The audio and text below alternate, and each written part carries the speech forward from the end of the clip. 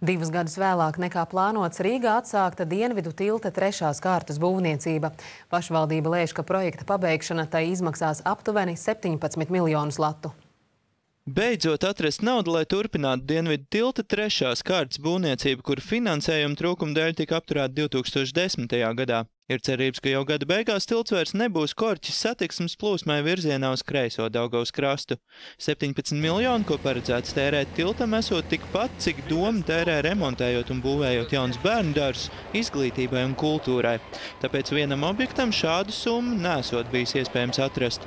Rezultātā mums ir izdevies runājot, ļoti veiksmīgi runāt Finanšu ministriju, dabūt tieši šim projektam kredītu no valsts kases ar ārkārtīgi zemam likmēm. Tas ir svarīgākais. Un tas nozīmē, ka šīs sloks, ja mēs runājam tieši par finansēm, tieši par 3. posmu, viņš nav tā, ka gada griezuma vai 2 gadu griezuma, te visi 7 miljoni ir jāatmaksā uzreiz. Līdz jaunajam gadam būvnieki cer pabeigt gan nobrauktos virs Bauskas ielas, gan vismaz vienas joslas savienošanu ar Ziepniekalnu ielu.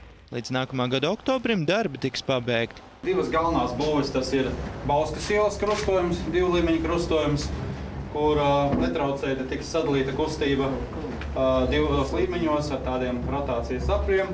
Otra lielākā būve ir Ziepniekalna ielas krustojums, kur redzējāt šodien jau pāļus pirmos dzinu. Tad šeit arī 2 līmeņos būs iespējams netraucēt autotransportam no Dienvidu tilta doties Bauskas virzienā vai uz pilsētas centru.